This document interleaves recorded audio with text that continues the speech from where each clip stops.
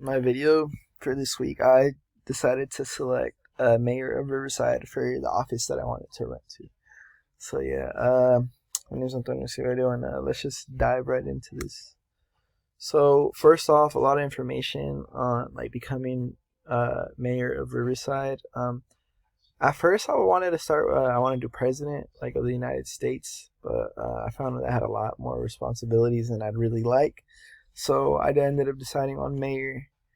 And a couple of the responsibilities that you do is submit proposals and recommendations to the council. Approve vetoes, ordinances passed by the council, and enforce city ordinances. So that's just more of the like overview, like broad things that you do. Because I know a lot of stuff, day to day mayor things, like maybe not as big, not as important as mayor, but a lot of it's just to do with local stuff, making sure your community smaller scale, but just as important as well.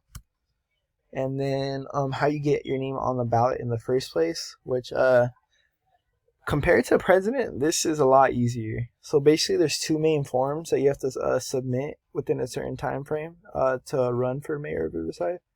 So one of them is that 501 form. It's a candidate intention statement. It's like 501 form.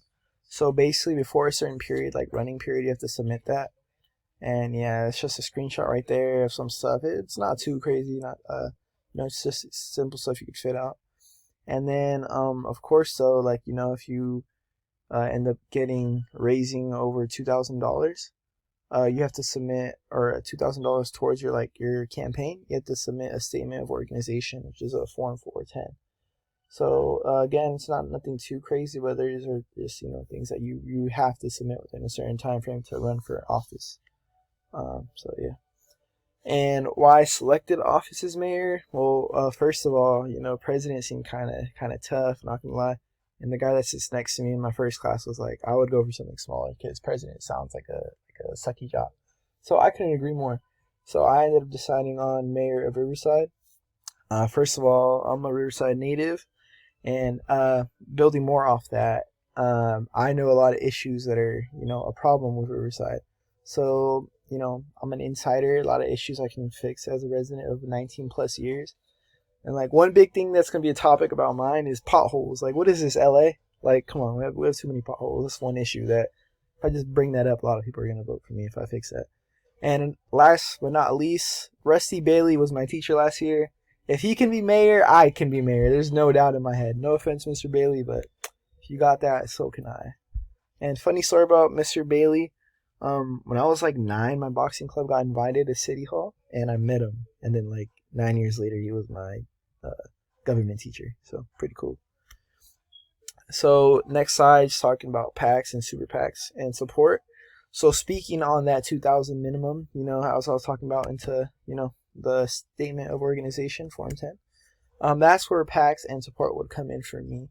2,000 minimum, for me, that's a lot. It's more like a maximum. So, getting that money would be very useful, especially when I'm trying to fix all those potholes. Especially other support that I would, need financially, would be issue I'd like to tackle is homeless development, because like even in areas downtown, it's getting pretty bad as well. And like areas like the Mission Inn, you'd expect that to be like, well, like a gym in Riverside. Still a lot of homeless there even. So I feel like that's an issue that requires a lot of attention. So, of course, to solve these issues, I need funds, need money.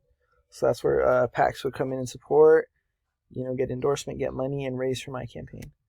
So how will I run my campaign? So a good thing for how I would run it, I'm a local voice and image right here. I've lived in Riverside my whole life, in Casablanca specifically. So, it's kind of like the heart of Riverside right there. I like to think about it, deep in Riverside. So yeah, a lot of it would be basically how I would like it, and how I would see ideal is a community outreach to discuss issues. I think that maybe the usage of stuff like community centers and things like that kind of were like undermining their use. So that's where I would like to meet locally, stuff like that, especially because community centers and like public libraries and stuff were a big part of my childhood. I feel like that's a good place that people need to like start reconnecting as a community and discuss issues like that. And again, like advisors are welcome for me, especially because Like let's be honest, I'm like on the younger side, so although it's like that could be a nice fresh breath of air, or fresh breath of air, I should say. Yeah, that one. Counsel and advisors are welcome. So I know that there's a lot I could take in from others too, listening.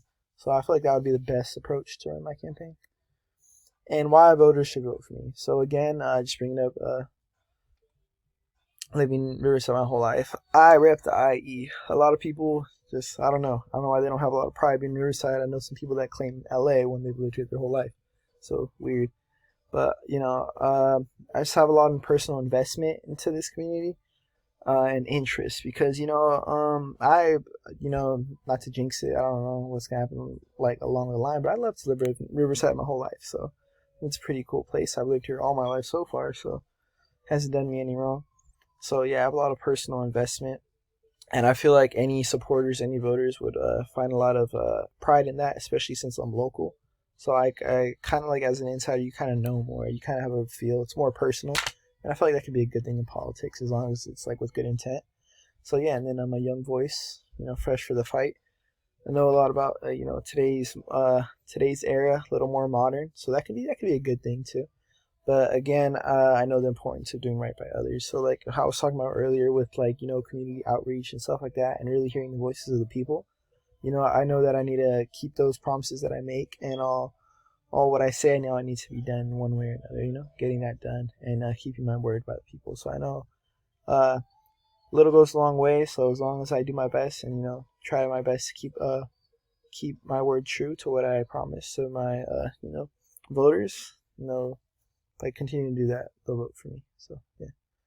And reflection, after a lot of consideration, I think honestly, it never came to my intention, running for office or anything like that. Glad I didn't choose president because this definitely did spark my interest a little more. Just because it's like it's more personal. Being a Riverside native, so yeah, I don't know. It just seems like a cool idea.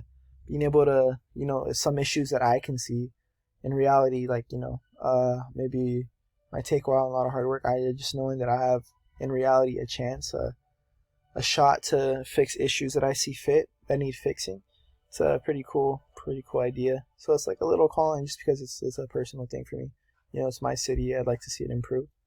So yeah, but feeling a call to office, it's a little there, but like nothing crazy. But I see it as a good idea that people should take interest in their community, and if there's like I said, if there's issues that you feel like need fixing, and maybe you feel like maybe the elected officials aren't doing as good as a job. I feel like it's good that there's always the option for you yourself to pick up and roll up your sleeves and see how good you can do and take your own shot at it.